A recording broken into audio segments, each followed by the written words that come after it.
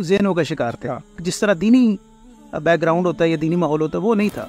Youth leader के तौर पर अपने आप को पेश करना या उसकी यूथ की नुमाइंदगी करना, इसका आगाज़ जब हुआ उसका आपने किस तरह से टेकअप किया? ऑफ कोर्स नौजवानों से ज़्यादा एक एसोसिएशन होती है, लेकिन यूथ इतनी कंफ्यूज है कि उसको पता ही नहीं है। जो हमारे मेजॉरिटी है वो बेचारे रोटी रोजी के चक्कर में पड़े हुए हैं और उनको कोई गाइड करने वाला नहीं है। यूथ के लिए आप एक CSS का प्रोग्राम भी आप ला रहे हैं। हमने उनको ये ऑफर दी है कि हम उनकी CSS की जो प्रिपरेशन है वो एक्सपेंसेस हम बर्दाश्त करेंगे। मैं अपने नौजवानों से दरख्वास्त करूंगा अपने अंदर के टैलेंट को पहचानें, और टेक्नोलॉजी का दौर है, सोशल मीडिया का दौर है, लर्निंग का दौर है, आप सीखें।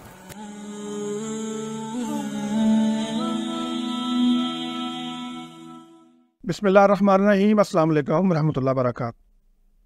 नाज़रीन, हमारा ख्याल ये है कि हमारी आज की यूथ दीन और दुनिया को इकट्ठा साथ लेकर नहीं चल सकती। अगर वो दीनदार हैं, दीन पर अमल करते हैं, तो वो दुनियावी एतबार से बहुत पीछे हैं। अगर वो दुनियावी एतबार से कोई अच्छा कर रहे हैं तो अपने दीन के हवाले से बहुत पीछे हैं। और ऐसी शख्सियत का मिलना तकरीबन मुहाल है कि जिसके अंदर ये दोनों चीज़ें यकजा हों। लेकिन आज हमारे साथ, हमारे आज के पॉडकास्ट में जो शख्सियत मौजूद हैं, वो इन दोनों चीज़ों का एक खूबसूरत इम्तज़ाज, दीनी एतबार से इस कदर आगे कि एक कौमी लेवल की यूथ ऑर्गेनाइजेशन के लीडर हैं, और दूसरी तरफ दुनियावी एतबार से पाकिस्तान की एक बड़ी प्रेस्टिजियस यूनिवर्सिटी के वो मैनेजमेंट साइंसेज में भी हैं, उसके मैनेजमेंट का हिस्सा है। हमारे आज के पॉडकास्ट में जिस शख्सियत ने हमें ज्वाइन किया है वो है जनाब आमिर सिद्दीकी साहब, जिनके अंदर ये दोनों खसूसियात मौजूद हैं। आइए उनसे बात करते हैं, जानते हैं कि ये किस तरह मुमकिन हुआ। आपकी फैमिली बैकग्राउंड के हवाले से आप कुछ बता रहे थे कि जी, मेरा बेसिकली जो ददियाल है वो हरिपुर हज़ारा से बिलोंग करता है। मेरे वालिद साहब एंड फोर फादर, और तिजारती बैकग्राउंड था उनका। लेकिन मेरे वालिद साहब को इल्म दीन का शौक़ था बचपन से ही सीखने का, और इस मकसद के लिए वो वाहिद अपने फैमिली में थे जो गुजरांवाला आए, बल्कि घर से भाग कर आए मदरसे में दाखिला लेने के लिए। और एक दफ़ा घर वाले आकर उनको लेकर गए वापस, लेकिन फिर जब उनका शौक़ देखा तो हथियार डाल दिए मेरे दादा ने, और उनको फिर मदरसे में गुजरांवाला में दाखिल कराया। तो वहाँ से उन्होंने मदरसे की तालीम हासिल की, उसके साथ जो दीगर एसोसिएटेड उनसे चीज़ें हैं वो उन्होंने सीखी। और फिर खानपुर ज़िला रहीम यार ख़ान, जो कि बिल्कुल पंजाब का लास्ट ज़िला है जनूबी पंजाब में, शायद अल्लाह की तकसीम थी कि वो वहाँ पर चले गए। तो वो ख़ुद बताते हैं कि पहले जब मैं वहाँ गया, मैंने एक जुमा पढ़ाया तो मुझे बिल्कुल पसमानदा सा इलाका था, टूटी एक मस्जिद थी। तो मैंने कहा नहीं, ये मेरा गुजारा यहाँ पर नहीं है, तो वापसी का सफ़र उन्होंने इख्तियार किया। लेकिन फिर कहने लगे कि रास्ते में मुझे ख्याल आया कि अगर अल्लाह ने मुझे पूछ लिया क़यामत के दिन कि सिर्फ इस वजह से तुमने वहाँ दीन का काम नहीं वहाँ भेजा था और वहाँ से कि वो जगह मुनासिब नहीं थी या वहाँ पर मस्जिद इतनी अच्छी नहीं थी, तो अल्लाह को क्या जवाब दोगे। कहने लगे फिर मैंने अपना माइंड बना लिया कि मैंने यहाँ ही काम करना है। और वो एक टूटी हुई मस्जिद से उन्होंने आगाज़ किया, विद एन ईयर और 2 उसके दोबारा उन्होंने उसकी तामीर नौ की।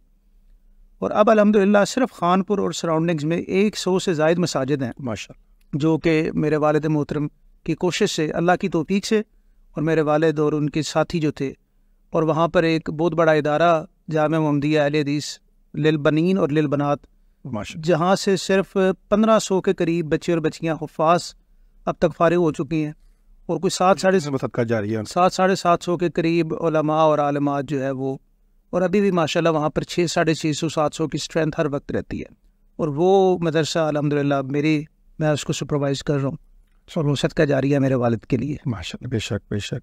तो ये जब जिस तरह फरमा रहे थे कि आपकी फैमिली तो बिजनेसमैन थी या बिजनेस फैमिली थी, तो आपका रुझान किस तरफ था? ये दीनी था या फ़ख्र भाई, ये हमारे लिए बड़ा, जब हम बच्चे थे, ऑफ कोर्स बच्चे तो बच्चे ही होते हैं। मेरे वालिद मोहतरम आलिम दीन थे, तो एक तरफ वो माहौल था, लेकिन दूसरी तरफ मेरा ननियाल और मेरा ददियाल वो टिपिकल दुनियादार लोग थे। तो I would like to admit कि हम उस वक्त 2 ज़हनों का शिकार थे। मतलब मेरे वालिद का दीनी माहौल था, हम उससे भी अटैच थे, मस्जिद था, मदरसा था, सारा कुछ था। लेकिन जब हम कभी ननियाल ददियाल आते तो वो मुख्तलिफ ही, अगरचे नमाज की हद तक और रोज़ा जो दीन की ज़रूरियात है उनसे तो वो बिल्कुल लिंक थे, लेकिन एक जिस तरह दीनी बैकग्राउंड होता है या दीनी माहौल होता है वो नहीं था। सो हम ऐसे ही हैं। तो फिर बहरहाल ये है कि हमारा ज़्यादा रुझान जो था वो असरी तालीम की तरफ था स्कूल की। मैंने हिफ्ज़ किया अल्हम्दुलिल्लाह। उसी मदरसे में या कहीं? हाँ, उसी मदरसे में जो मेरे वालिद साहब ने, और तर्जुमतुल कुरान अपने वालिद के पास पढ़ा। और मैंने फिर इब्तदाई किताबें कुछ पहले साल की पढ़ी, लेकिन कुछ उस तरह से मेरा रुझान बन न सका। तो फिर वालिद मोहतरम ने एक ये ज़रूर काम किया कि उन्होंने हमें अपने रुझान के मुताबिक, उनके अल्फाज मुझे याद हैं, उन्होंने कहा बेटा अच्छे मुसलमान बन जाओ, मैं यही चाहता हूँ। तुम आलिम दीन बेशक न बनो, लेकिन अच्छे मुसलमान ज़रूर बनो। और नमाज जी नमाज के मामले में, कुरान के मामले में, और इखलाकियात के मामले में, जो आजकल की सबसे मिसिंग चीज़ है इखलाकियात, उसमें उन्होंने हमारी बहुत अच्छी तरबियत की है। तो बस खुदा का कुछ निज़ाम ऐसे था कि वो जिससे हम भागते रहे, जिस चीज़ से, आज वही रिस्पॉन्सिबिलिटीज़ हमारे ऊपर। आगे वो दारे उनकी दुआएं भी शामिल होंगी बिल्कुल, अपने औलाद के लिए, वालिदैन जो दुआएं होते हैं, इन ऐसा ही था। तो ये फिर उसके बाद आप पढ़ने के लिए चले गए? तो जी, मैंने स्कूल मैट्रिक अपना वहाँ से किया, और इंटर मैंने अपने शहर से, खानपुर से जहाँ रहते थे। ग्रेजुएशन मैंने यहाँ लाहौर से हैले कॉलेज ऑफ कॉमर्स से की थी, मैंने बीकॉम किया था। दैन मैंने MBA मार्केटिंग में किया BZU मुल्तान से। और उस वक्त वो बड़ा एक वेल नोन, अभी भी IMS उनका डिपार्टमेंट था, बहुत अच्छा डिपार्टमेंट था। उसके बाद मैंने फिर कतर से अपनी जॉब का आगाज़ किया था, पहली जॉब का। जब मैंने 2005 में मैं मास्टर्स किया था, मैंने MBA 6 में मैंने जॉब शुरू की थी। ये पाकिस्तान से कतर का जी, पाकिस्तान से कतर का सफ़र बस अल्लाह ने इस तरह प्लानिंग की हुई थी। मेरे एक कज़न थे, वो ऑलरेडी कतर में उस कंपनी में जॉब कर रहे थे। अच्छा। तो उनसे मेरी मुलाकात हुई, तो कहते क्या प्रोग्राम है, डिग्री कर ली है? मैंने कहा जी। कहते क्या प्रोग्राम है? मैंने कहा कोई जॉब भी करनी है। तो उन्होंने कहा आ जाओ। तो वो अच्छी पोजीशन पे थे, उन्होंने मुझे उस कंपनी में इंडक्ट कर दिया। तो मैंने कोई तकरीबन 1 साल वहाँ पर जॉब की। फिर कतर से मैं लिंक्स बनते गए, फिर दुबई 7-8 महीने दुबई में मैंने जॉब की, वो भी बड़ी अच्छी जॉब थी। लेकिन दुबई रहकर मैंने रियलाइज़ किया कि जो उस वक्त का मिडल ईस्ट था, वहाँ पर फ़ॉरेन डिग्री की बहुत डिमांड थी, US से, UK से, और फॉरेनर्स को वो बहुत अच्छा ट्रीट करते थे इन टर्म्स ऑफ जो है सैलरी, इन टर्म्स ऑफ उनकी जो अपॉइंटमेंट है। तो फिर मैंने सोचा कि यार मुझे भी बाहर से डिग्री करनी चाहिए, ये ज़रूरत है वक्त की। और फिर मैंने UK 2007 university of South Wales, वहाँ से मैंने मास्टर्स किया, जो कि MS equal to management sciences में मेरी स्पेशलाइजेशन थी। ड्यूरिंग स्टडी मैंने फिर वहाँ पर वॉलमार्ट ग्रुप है, बहुत बड़ा, दुनिया का सबसे बड़ा रिटेल ग्रुप है, उनका वहाँ पर सब्सिडरी थी, वहाँ जॉब शुरू कर दी। और मैं जो है वो 2012 में जब मैं पाकिस्तान आया, वहाँ जॉब कर रहा था, यानी 4-5 साल मैंने वहाँ कंटिन्यूस जॉब की। और लेकिन फिर 12 में मेरे वालिद बीमार थे, तो मुझे दिल में हुआ कि नहीं, मुझे उनके पास होना चाहिए, उनका इलाज मुआवजा, उनका ख्याल रखना। तो मैं छुट्टी लेकर बेसिकली जॉब से 3 माह के पाकिस्तान आया था। लेकिन फिर यहाँ आकर मेरा उनकी, अपने वालिद की कंडीशन देखकर दिल नहीं किया। 2013 में फिर वालिद का इंतकाल हो गया, लिवर सिरोसिस था उनको। तो 13 के बाद तो फिर जो वहाँ उनका मदरसा था और सेटअप था, एक बहुत बड़ा सेटअप है, जो लोग खानपुर को जानते हैं वो यकीनन जानते होंगे हमारा निज़ाम, हमारा सेटअप। मतलब एक प्रॉपर जमात है, ये नहीं सिर्फ मदरसा है, ये एक जमात है जिससे हज़ारों लोग उस इलाके के एसोसिएटेड है, अटैच्ड हैं, और वो उसको अपना मरकज़ समझते हैं। तो फिर मुझे कुछ हमारे खैर खा थे, उन्होंने मशवरा दिया कि आप यहाँ इसके लुक आफ्टर करें, अगर आप नहीं करेंगे तो ये शायद उस तरह स्टेबल नहीं रह पाएगा। तो अल्लाह ने मेरे दिल में डाला, तो मैंने फिर UK को छोड़ दिया। हालांकि मेरी नेशनलिटी होने के करीब थी, मैं 5-6 साल गुजार चुका था, 2-1 साल गुजारता तो मेरे पास ब्रिटिश पासपोर्ट होता। लेकिन फिर मैंने कहा नहीं यार, ये चीज़ें आनी जाने वाली हैं। तो फिर मैंने वहाँ पर फोकस शुरू किया। अच्छा, मैं बिल्कुल मदरसे की ज़िंदगी से, मैंने अब जिस तरह पहले बताया कि मैं तो कट ऑफ था और ना कोई दीनी मेरा पस मंज़र, लेकिन ये अल्लाह ताला का ख़ास करम और वालिद की दुआएं कह ले, या उनके एक नेक नीयती से उन्होंने उसकी बुनियाद रखी कि लोगों ने वहाँ पर अल्हम्दुलिल्लाह जो भरपूर साथ दिया। हमारे जो जामिया के उस्ताद थे, दीगर हमारे लोग थे, और अल्हम्दुलिल्लाह जो लोग विजिट करते रहते हैं, वो उनका ये ख्याल है कि अल्हम्दुलिल्लाह वहाँ पर ठीक काम हो रहा है और अच्छे तरीके से उसको संभाला हुआ है। लेकिन इसके साथ साथ अल्लाह ने ये करम किया कि 2012 में ही मैं आया पाकिस्तान, तो साथ मुझे दूसरे तीसरे महीने ही नस्ट में मुझे जो है जॉब मिल गई, वो भी मेरिट पे ही, इंटरव्यू देकर प्रॉपर, विदाउट एनी रेफरेंस। तो फिर मैंने नस्ट से अपनी जॉब का भी आगाज़ किया। फिर मैंने प्रॉपर्टी के बिज़नेस में भी जंप इन किया, वो प्रॉपर्टी का बूम था उन दिनों 2011, 12, 13। खैर हमारा उससे पहले ही हमारा बेसिकली जो ननियाल इस्लामाबाद पिंडी बेस्ड है, तो वो ऑलरेडी इस बिज़नेस में थे। तो मेरे वालिद भी ये करते रहे अपनी ज़िंदगी में। उनका भी जो ज़रिया माश था वो दीन नहीं था, वो हमेशा थ्रू आउट बिजनेसमैन रहे हैं। इम्पोर्ट एक्सपोर्ट का उन्होंने काम किया, स्पोर्ट्स गुड्स जो है वो एक्सपोर्ट करते थे, लेदर प्रोडक्ट्स एक्सपोर्ट करते थे, शीशा इंपोर्ट करते थे। इस तरह फिर 2000 के बाद जब एक प्रॉपर्टी का इस्लामाबाद में बिलखसूस तो ज़्यादा इन्वेस्टमेंट्स प्रॉपर्टी में उन्होंने की, तो वो हमारे इल्म में था, हम साथ साथ ही थे, देखते रहते थे, तो वो एक हमारा माइंड उस तरह बना हुआ था।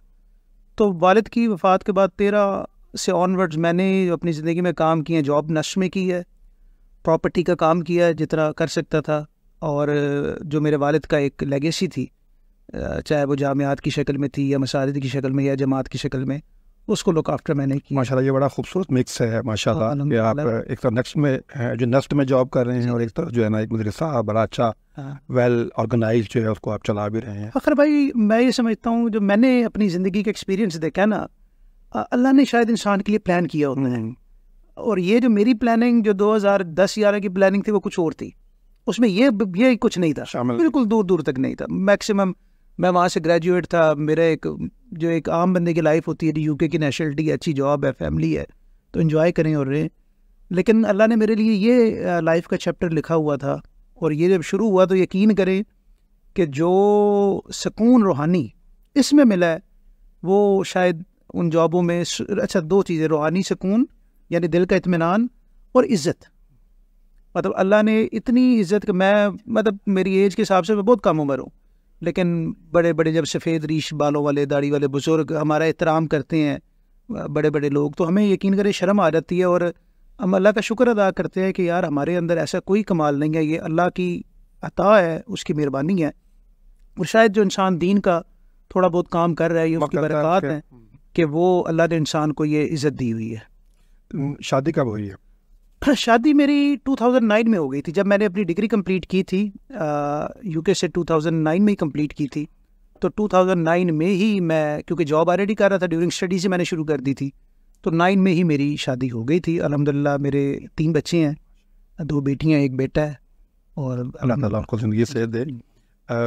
ये फरमाइए कि उसके बाद जब आप ये सारा माशाल्लाह सफ़र, जैसे आपने भी कहा कि अल्लाह ताला की तरफ से प्लान था, तो उसके बाद ये जो यूथ लीडर के तौर पर अपने आप को पेश करना या उसकी यूथ की नुमाइंदगी करना, इसका आगाज़ जब हुआ उसका आपने किस तरह से टेकअप किया? फ़खर भाई ये 2013 या 14 की बात है, जिन दिनों नई नई जिम्मेदारी मेरे पास आई थी, मेरे वालिद की जो मसनद है आप कह लें, उनकी वफ़ात। तो उन दिनों अहले हदीस यूथ फोर्स पाकिस्तान ने मुल्तान में एक अपना जो है प्रोग्राम रखा था, जलसा रखा था, डिवीज़नल कॉन्फ्रेंस थी गालिबन। तो जो उस वक्त थे यूथ के ज़िम्मेदारान थे, वो मेरे पास खानपुर तशरीफ़ लाए और उन्होंने मुझे रिक्वेस्ट की कि आप इसमें हमारे साथ चलें। तो अल्हम्दुलिल्लाह जो मैं कर सकता था, यानी एक बहुत बड़ा काफ़िला, कम से कम को 10-12 बसों का काफ़िला मैं मुल्तान में लेकर गया, और उनके साथ हर तरह की सपोर्ट। तो वो फिर जो है शायद जो उस वक्त ज़िम्मेदारान थे, उन्होंने शायद ये फील किया होगा कि इसके अंदर कोई पोटेंशियल आ जाता है। तो उन दिनों उन्होंने एक डिसीजन लिया कि अहले हदीस यूथ फोर्स जनूबी पंजाब को अलग करके वहाँ अलग सेटअप बना दिया। तो मुझे उन्होंने कहा जी कि आप जनूबी पंजाब को जो है वो ऐड करें और आपको इसका सदर बनाते हैं। तो मैंने कहा ठीक है, क्योंकि मेरा ऑफ कोर्स नौजवानों से ज़्यादा एक एसोसिएशन होती है, तो एक प्लेटफॉर्म अच्छा था। तो वहाँ से मैं फिर यूथ जो फोरम है हमारा, उसमें इंडक्ट हुआ। 3 साल मैंने जो पहला जनूबी पंजाब का जो मतलब बॉडी बनी थी अलग होने के बाद, उसको मैंने ऐड किया, और बड़े अल्हम्दुलिल्लाह अच्छे रिज़ल्ट्स वहाँ से। जो जनूबी पंजाब यानी बिल्कुल नज़रअंदाज था, 11 अज़ला उसके, वहाँ पर मैंने सेटअप कायम किया, लोगों को वहाँ पर मोटिवेट किया, वो सारा एक जनूबी पंजाब पूरा का पूरा मुतहर्रिक हुआ। तो ऑफ कोर्स वो फिर सबको नज़र आ रहा था कि वहाँ पर काम हो रहा है। तो फिर उसके बाद जब उस टेन्योर के बाद यूथ फोरम के इलेक्शन हुए, तो मुझे मरकज़ी सेक्रेटरी जनरल के लिए मेरे दोस्त साथी थे, उन्होंने कहा कि हमने आपको नॉमिनेट करवाना है। तो खैर वो बिला मुकाबला वहाँ से मैं सेक्रेटरी जनरल बना, हाफिज़ फैसल अफजल शेख साहब सदर बने। वो हमने कुछ 4-5 साल काम किया अल्हम्दुलिल्लाह, बड़ा अच्छा, जिस हद तक हमें हो सकता था। तो उसके बाद फिर जो है वो सदर के लिए मुझे बिला मुकाबला मुंतखब किया गया। माशाल्लाह ये बड़ी एजाज़ की बात होती है, और सारी बात लोग एतमाद करते हैं और ज़रा काम देखते हैं कि ये काम पहले किया जाए तो उसका। अच्छा, यूथ के हवाले से हमारा एक बहुत बड़ा चैलेंज है पाकिस्तान में कि हमारी यूथ उस तरह से मुतहर्रिक नहीं है या प्रोडक्टिव नहीं है, उस तरह से एक्टिव नहीं है, जो उसका पोटेंशियल है वो यूटिलाइज़ नहीं हो रहा। तो आप क्या समझते हैं कि इसके लिए क्या यानी होना चाहिए और आप क्या कर रहे हैं उसके लिए? फ़खर भाई, आपके ये क्योंकि एक बड़ा ऐसा क्वेश्चन है जिसके बहुत से पहलू हैं, और बदकिस्मती ये है कि हमारी यूथ को जब वो यूथ की एज में दाखिल होते हैं, यानी आप कह लें कि वो अपने मैट्रिक में इंटर में होते हैं, उनको लाइफ का कोई आइडिया नहीं होता कि हमने करना क्या है।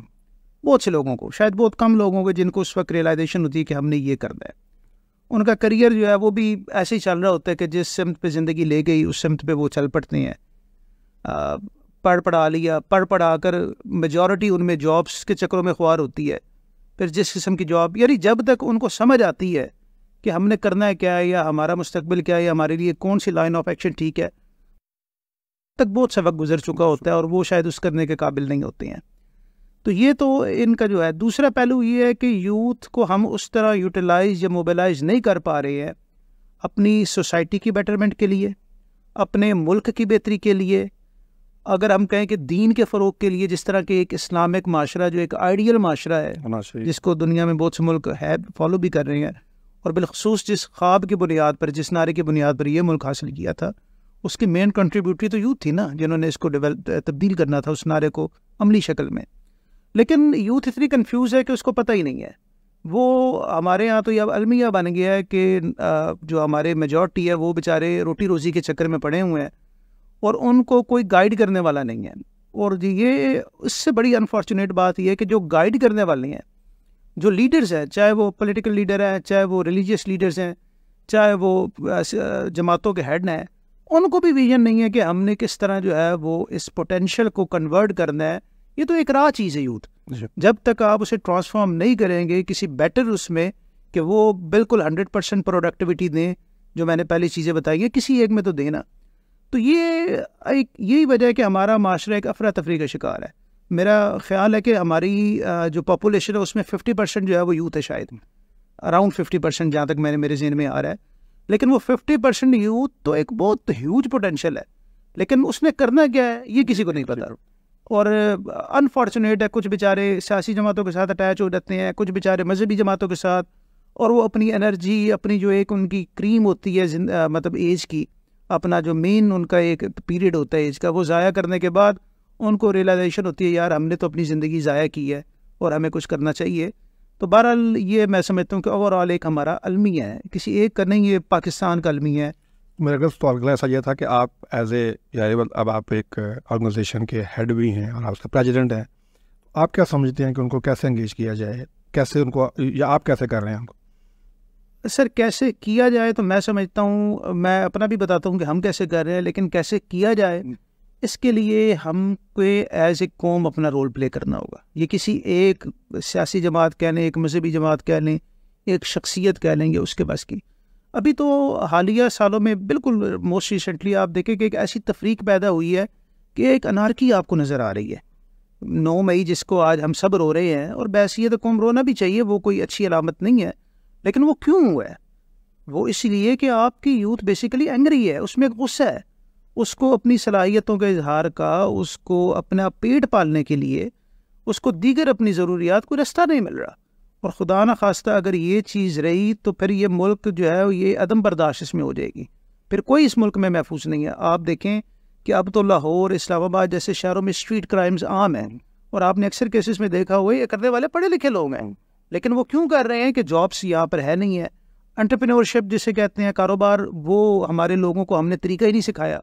हमने उनकी परवरिश यही की है कि यार जॉब करनी है और बस जॉब में ज़िंदगी, तो वो कोई कारोबार भी नहीं शुरू कर पा रहे, वसाइल भी उस तरह नहीं है, गवर्नमेंट भी गाइड नहीं कर रही है। तो मैं समझता हूँ गवर्नमेंट से लेकर जो हमारा ब्यूरोक्रेसी है, पॉलिटिकल लीडर्स है, मजहबी रहनुमा है, इन सब को इसमें रोल प्ले करना चाहिए कि यूथ को कोई प्रॉपर गाइडलाइन दें और यूथ को पॉजिटिव, उसकी एनर्जी जो है पॉजिटिव सेंस में इस्तेमाल करें। सेकंड, हम क्या कर रहे हैं? हम बुनियादी तौर पर एक मजहबी तंजीम है, हमारा जो अहले हदीस यूथ फोरम है। हम तो जो दावत दीन है, और ज़ाहिर बात है बहसीत मुसलमान ही हमारे फ़राइज़ में अव्वलीन उस फ़र्ज़ के तौर पर शामिल है कि जहाँ आप ख़ुद दीन की प्रैक्टिस करें, वहाँ आप लोगों को भी इसकी तालीम दें और लोगों को भी इसकी तरफ गाइड करें। तो हमारी जो यूथ हमारे साथ अटैच है वो तो उस पॉइंट ऑफ व्यू से काम कर रही है, और हम ये चाहते हैं कि हम अपने नौजवानों को इतना शऊर दें कि वो सही और गलत में तमीज़ कर सके। दीन के मामलात में भी सही रास्ता कौन सा है, गलत कौन सा है, कुरान और हदीस का रास्ता कौन सा है, उसका अपोजिट रास्ता कौन सा है, ये भी उनको तमीज़ हो। और दुनिया के मामलात में भी अच्छाई क्या है, बुराई क्या है, ये उनको तमीज़ होनी चाहिए। तो हम उन्हें बेसिकली एक शऊर दे रहे हैं, हम उन्हें एजुकेट कर रहे हैं। और मैं समझता हूँ कि एजुकेशन से बढ़कर, शऊर देने से बढ़कर किसी भी कौम के साथ कोई नेकी नहीं हो सकती है। तो अहले हदीस यूथ फोरम जो है ये बुनियादी तौर पर अपने नौजवानों को एजुकेट कर रहा है, उनकी तरबियत कर रहा है, उनको शऊर दे रहा है। और यही हमारा मैं समझता हूँ ये बड़ा माशाल्लाह यूनिक मिक्स है। जैसे मैंने पहले भी कहा कि आप माशाल्लाह दीनी हवाले से भी एक लेगेसी भी है और एक बैकग्राउंड भी है, और एक तरफ माशाल्लाह आप जो है ना यूके से पढ़े हैं, और एक वो जो एक मॉडर्न एजुकेशन का जो एक बैकग्राउंड है। तो ये तो एक बड़ा, जैसे कह सकते हैं ना, एक बड़ा यूनिक एक मिक्सचर है। अगर किसी यूथ के अंदर या हमारी यूथ के अंदर, हमारे नौजवानों के अंदर ये आ जाए, तो मैं समझता हूँ कि अल्टीमेटली जो है वो दुनिया की भी कामयाबी भी इसी में और आखिर भी कामयाबी भी इसी में।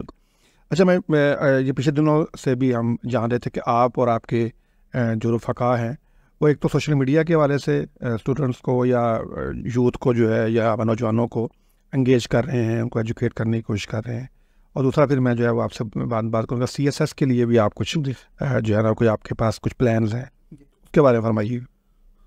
जी बिल्कुल। सोशल मीडिया, सबसे पहले आपने बात की, सोशल मीडिया मैं समझता हूँ हम सबको पता है कि 5th जनरेशन वॉर का मोस्ट इफेक्टिव टूल है। और बिलखसूस हमारे मुल्क में कुछ तो लॉज ऐसे हैं जो बहुत रिलैक्सेशन देते हैं।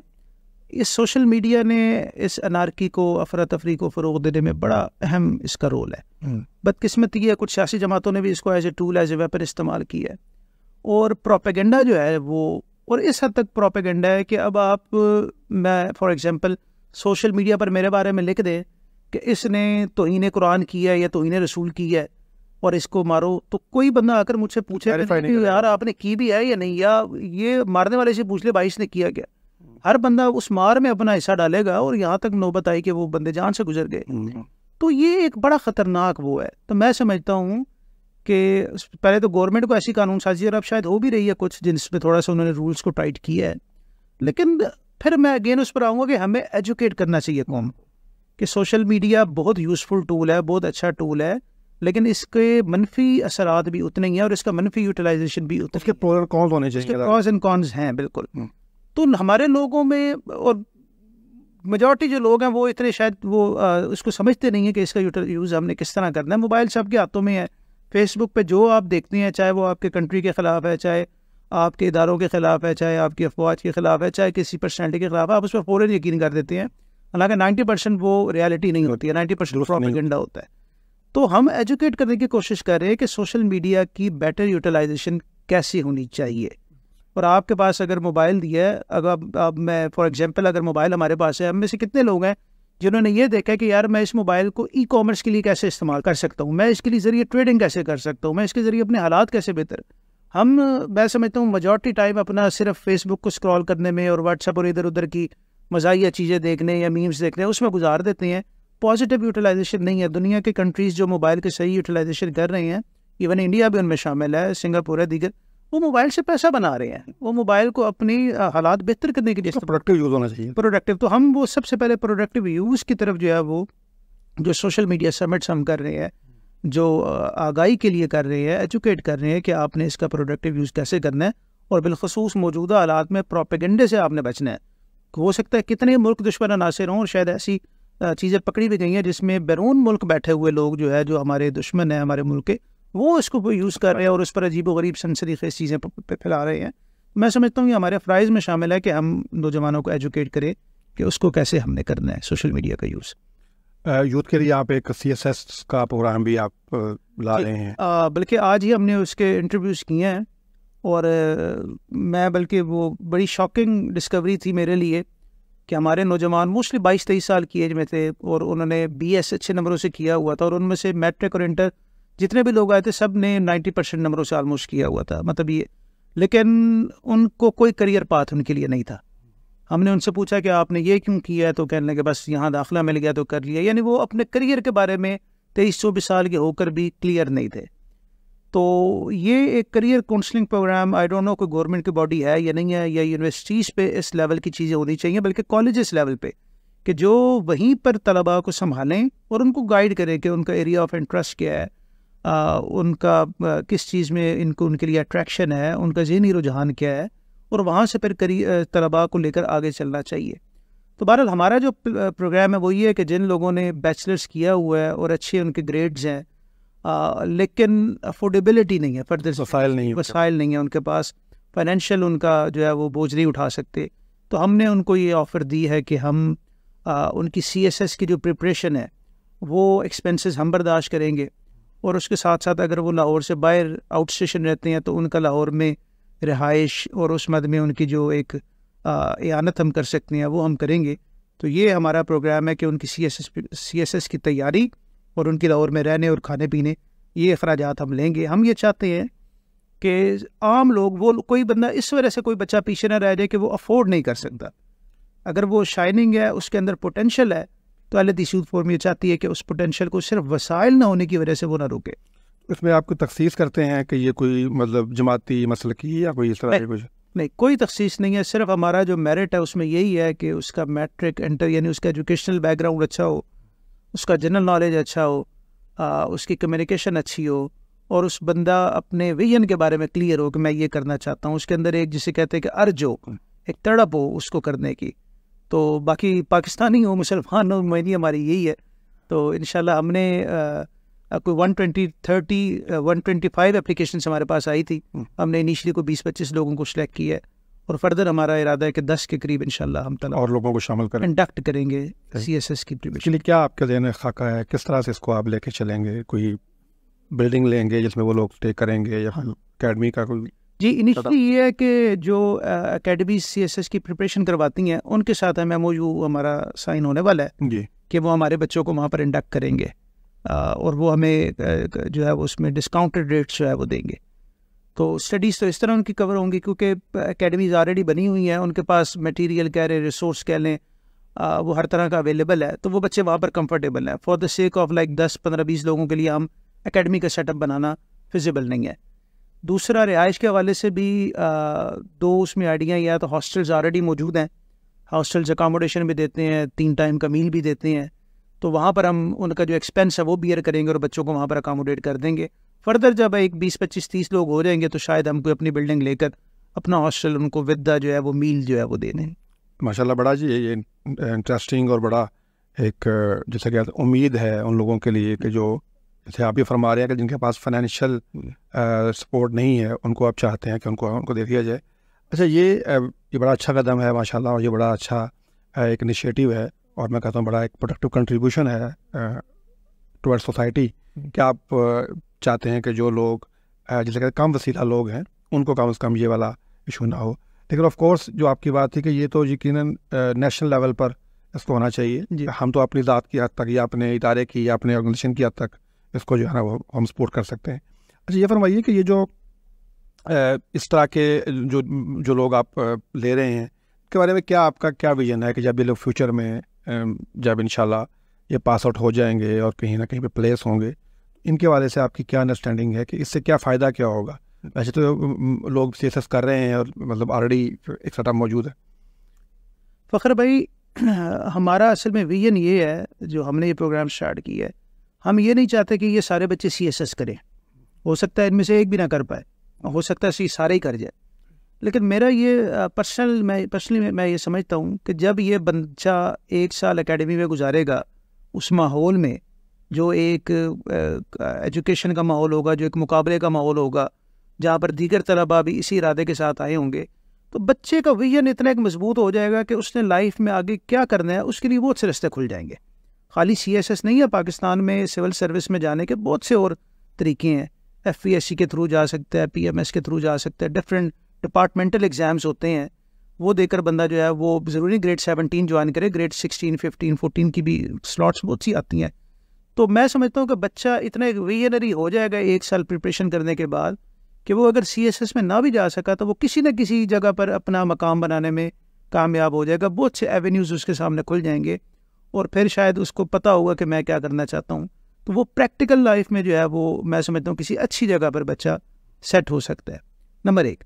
दूसरा ये है कि जो बच्चे हमारे साथ 1 साल गुजारेंगे एकेडमीज़ में, तो वो पढ़ेंगे ही पढ़ेंगे, लेकिन उनकी इखलाकी तरबियत के लिए, उनको एक अच्छा मुसलमान बना, दीनी तरबियत और इखलाकी एक अच्छा मुसलमान बनाना, उनको इखलाकियात को बिल्डअप करना, उनके नेशनलिज्म को बिल्डअप करने के लिए हम साइमल्टेनियसली कोई ना कोई 7 प्रोग्राम चलाएंगे, जिसमें maybe once a week उनको बुला लें वीकेंड पे, और उनकी कोई ग्रूमिंग, उनकी कोई एजुकेशन।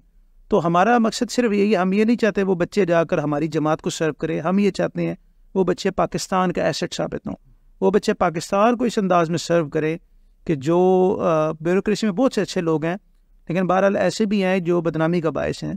तो हम एक पाकिस्तान को एक अच्छा जो है वो ब्राइट जो है वो यंगस्टर देना चाहते हैं, जो मुल्क के डेवलपमेंट के लिए अपना रोल प्ले करे। माशाल्लाह, बड़ा अल्लाह ताला बरकत दे आपकी सोच में और आपके इस विजन के अंदर।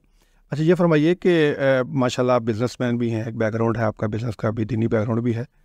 आपने जिक्र भी किया अपनी गुफ्तगू में कि यूथ को ऐसे प्रोग्राम्स देने की ज़रूरत है जिसमें वो ई कॉमर्स की तरफ जा सकें, या जो बिज़नेस के या इवन सेल्फ एम्प्लॉयमेंट के जो डिफरेंट इसमें मॉडल हैं, फ्रीलांसिंग है या कोई और इस तरह के जो टेक्नोलॉजिकल जो आ रही हैं एडवांसमेंट्स, तो इसके हवाले से आप क्या गाइड करते हैं यूथ को? जो लोग आप साथ ऑलरेडी अटैच हैं वो तो ऑफ कोर्स आप सीखते भी होंगे, लेकिन इस प्रोग्राम की वसातत से हम चाहते हैं कि हमारे जो नाजरीन हमें देख रहे हैं उनको भी आप कुछ सजेस्ट करें कि वो किस तरह से अपनी अर्निंग को बेहतर करें, या अपने जो अगला फ्यूचर है, जैसे अभी हमें बात कर रहे थे कैरियर काउंसलिंग के हवाले से, उसको किस तरह से लेके आगे चलें।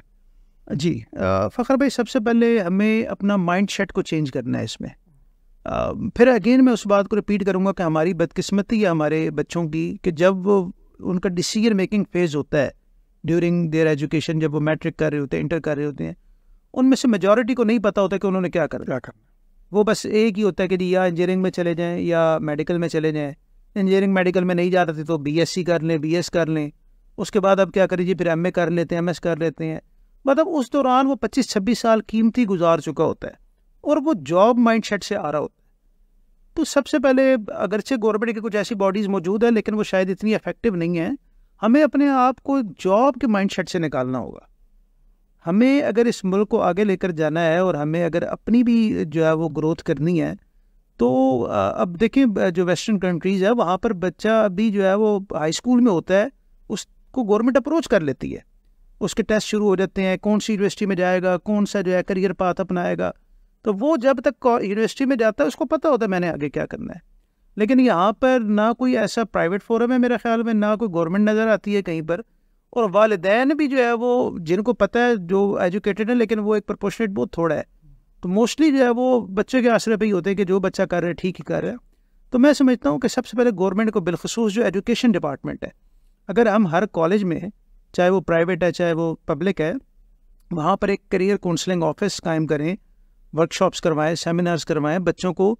दुनिया बहुत बड़ी है फ़खर भाई, दुनिया सिर्फ इंजीनियरिंग का या सीएसएस का या मेडिकल का नाम नहीं है। कितने हज़ार से ज़्यादा प्रोफेशन जो है दुनिया में तो ऐसे ऐसे, आप पाकिस्तान को देखें, पाकिस्तान एक इम्पोर्ट कंट्री बना हुआ है। हम हर चीज़ के लिए मशीनरी जो है बाहर से इम्पोर्ट कर रहे हैं। तो जो लोग मशीनरियाँ बना रहे हैं, जो लोग मैन्युफैक्चरर्स हैं, आखिर उन्होंने कहाँ से, वो एजुकेशन के थ्रू ही अपने आप को चेंज किया ना, अपने बच्चों को वो चीज़ सिखाई है। हमारे यहाँ मैं समझता हूँ नौजवान जॉब करना सीखता है, उसका आइडिया ड्रीम क्या होगा। आप आज इंटरव्यू कर लें, मोस्टली आपको कहेंगे मुझे फला जॉब मिल जाए, मुझे अच्छी जॉब मिल जाए। कोई ये नहीं कहेगा कि यार मैं एक अच्छा एंटरप्रेन्योर बनना चाहता हूँ, मैं एक अपने काम को, अब थोड़ा सा सोशल मीडिया से ट्रेंड आ रहा है, तो मैं अपने नौजवानों से दरख्वास्त करूँगा कि टिकटॉक से और यूट्यूब से, ये अपनी जगह शायद अर्निंग अच्छी देती हो, लेकिन ये आपकी सलाहियतों की कोई पॉजिटिव यूटिलाइजेशन नहीं है। आपकी अल्लाह ने बहुत आपको टैलेंटेड पैदा किया, हर ज़ीरो को अपने अंदर के टैलेंट को पहचाने, और टेक्नोलॉजी का दौर है, सोशल मीडिया का दौर है, लर्निंग का दौर है। आप सीखें और देखें आपके अंदर किस चीज़ में इंटरेस्ट पाया जाता है, और बिलखसूस जो एक इंडस्ट्रियल रेवोल्यूशन है उसकी तरफ हमें आना चाहिए। हमें बजाय इम्पोर्ट ओरिएंटेड कंट्री बनने के मैन्युफैक्चरिंग पे जाना चाहिए।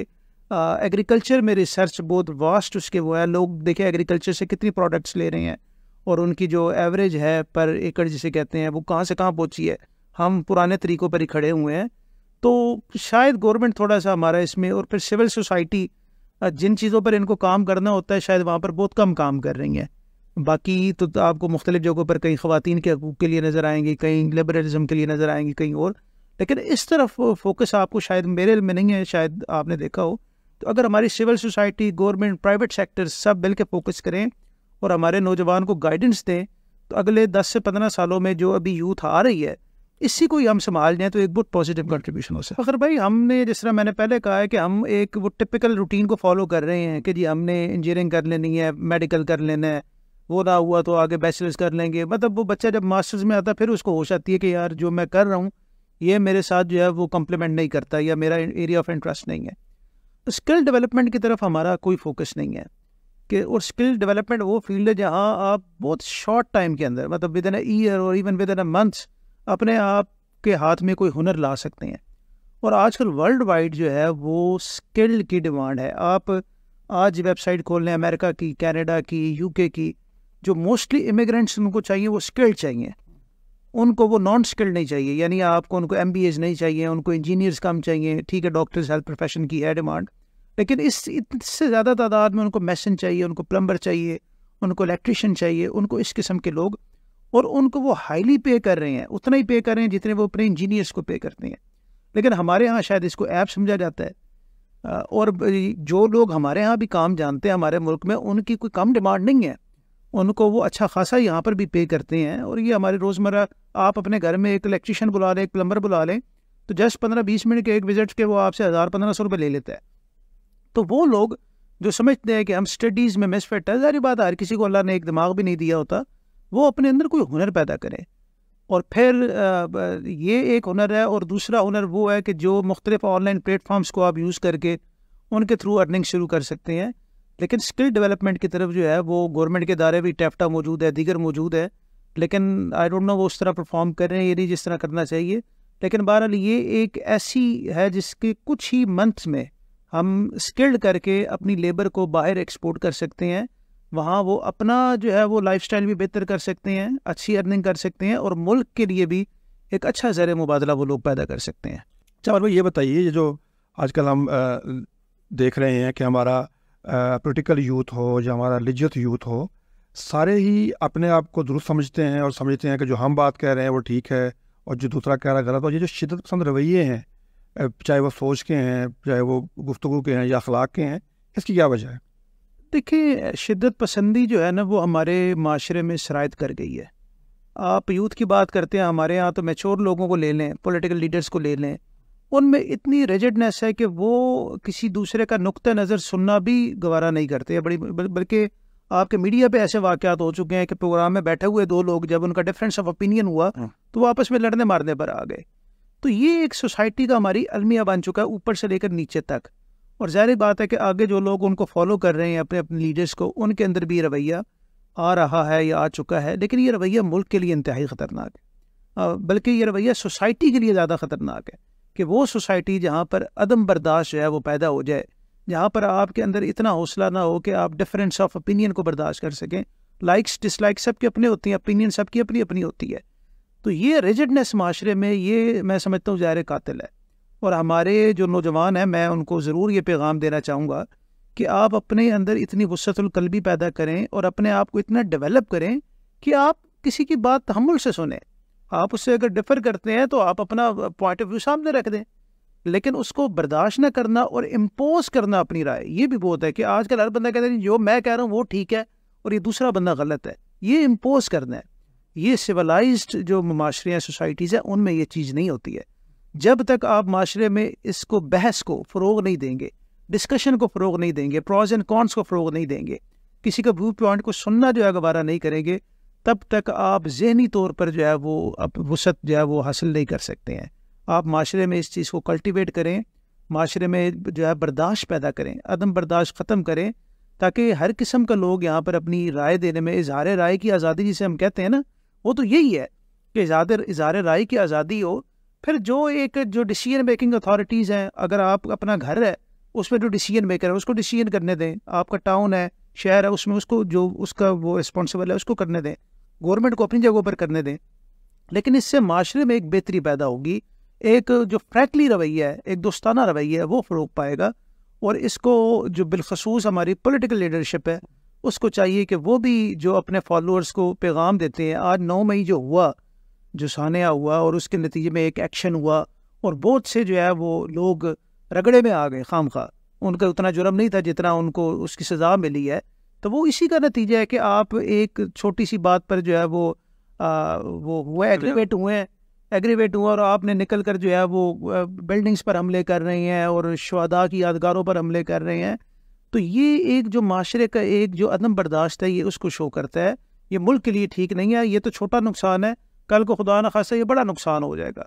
और यही रवैया हमारी रोज़मर्रा की ज़िंदगी में नज़र आ रहा है। लड़ाइयाँ होती हैं, बाद में बात हम जी क्या हुआ जी, लड़ाई हुई है और हमने जनाब गोली चला दी और अगला बंदा मर गया है, मकतूल भी मर गया, मारने वाला भी जो है वो लंबे अरसे के लिए फंस जाता है। तो ये अदम बर्दाश्त का नतीजा है, ये माशरे के लिए ज़ाहिर कातिल है। आप यूके में भी रहें, जैसे अभी आपने जिक्र भी किया कि वहाँ पे इस तरह यूथ को जो है लेके चला जाता है। इस वक्त भी माशाल्लाह आप नर्स में पढ़ा रहे हैं, यूनिवर्सिटी की यूथ के साथ आप इंटर कर रहे हैं। अच्छा, ये फरमाइए कि जो जॉब माइंडसेट और एंटरप्रेन्योर माइंडसेट है, इसको यानी यूनिवर्सिटीज़ तो हमारी ऑफ कोर्स या जो हमारा एकेडमिक सिस्टम है वो तो यही है कि आपको अच्छी जॉब के लिए तैयार करता है। एंटरप्रेन्योर माइंडसेट को डेवलप करने के लिए हमें क्या करना चाहिए? आपने फरमाया कि यूनिवर्सिटीज़ जो है वो जॉब माइंडसेट को तैयार करता है।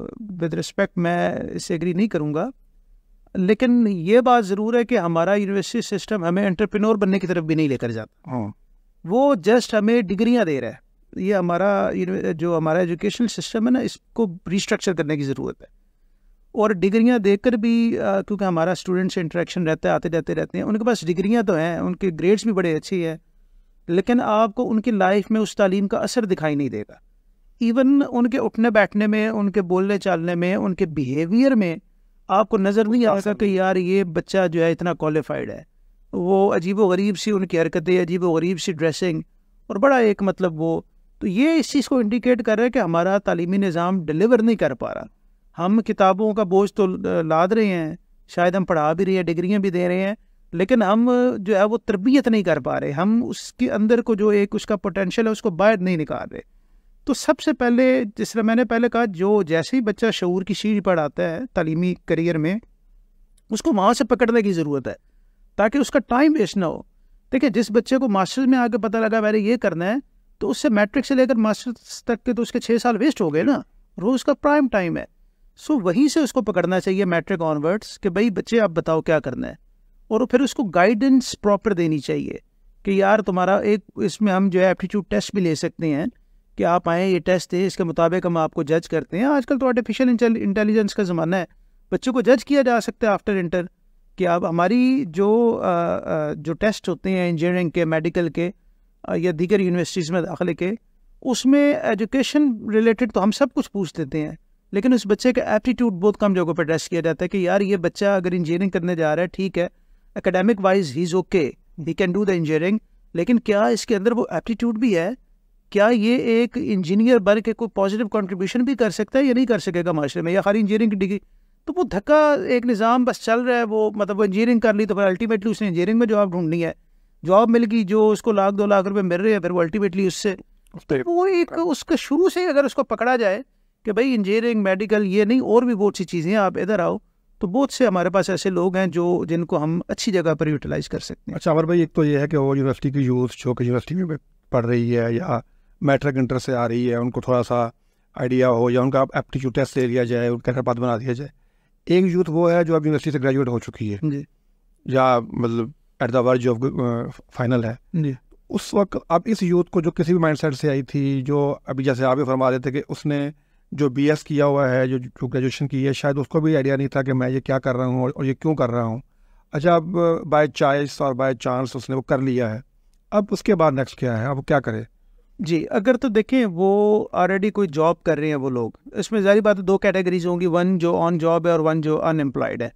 अगर तो जो लोग ऑलरेडी एम्प्लॉयड है वो सबसे पहले अपने आप से क्वेश्चन करें कि are they okay with this, are they happy indeed, या बस अपने फाइनेंसिस को पूरा करने के लिए वो कर रहे हैं। देखिए, एक बहुत बड़ा यहाँ पर मसला है कि फाइनेंशियली हम इतने बंधे हुए हैं कि we can not afford to be unemployed even for a certain months.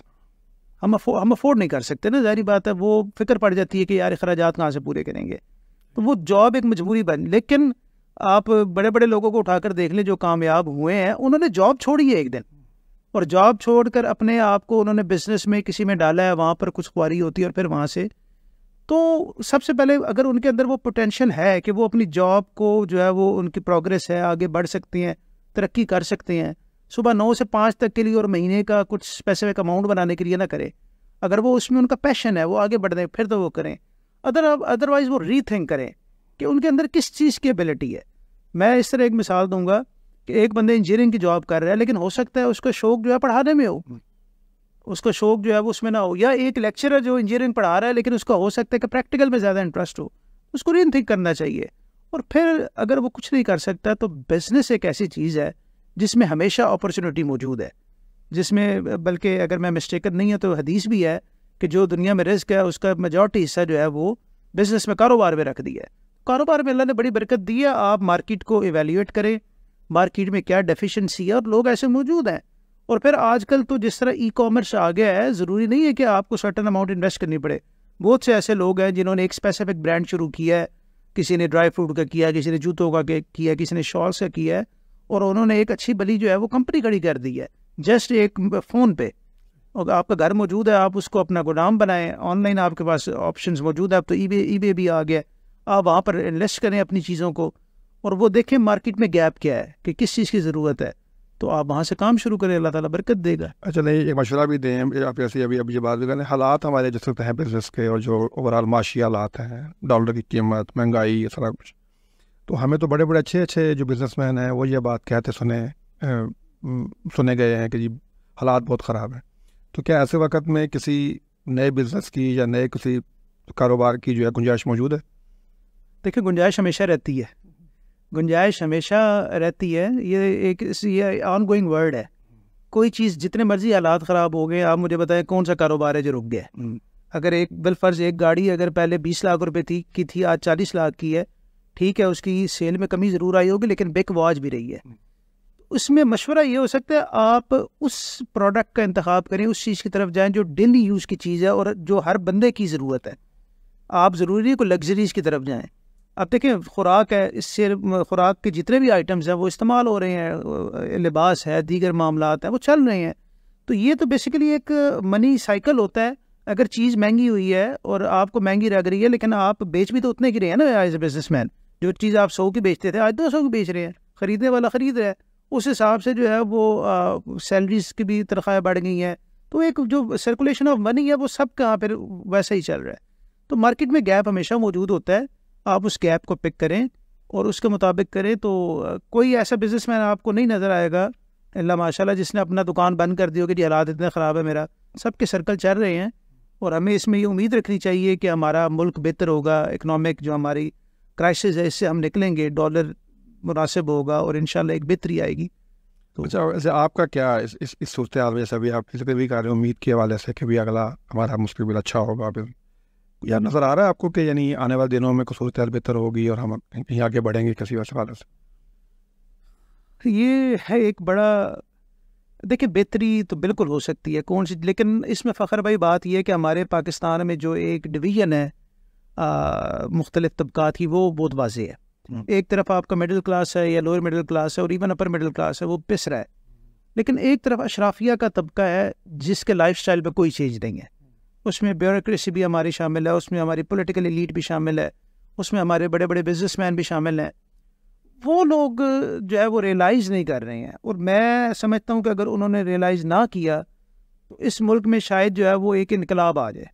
और अगर हालात बेहतर ना हुए तो एक ऐसा वक्त आएगा जब ये लोग सड़कों पर निकलेंगे, हमारी पॉलिटिकल एलीट, आखिर इन्होंने लोगों के पास तो जाना ही है ना, या अशराफिया या ब्यूरोक्रेसी, तो ये ना हो कि लोग इन पर अटैक कर दें।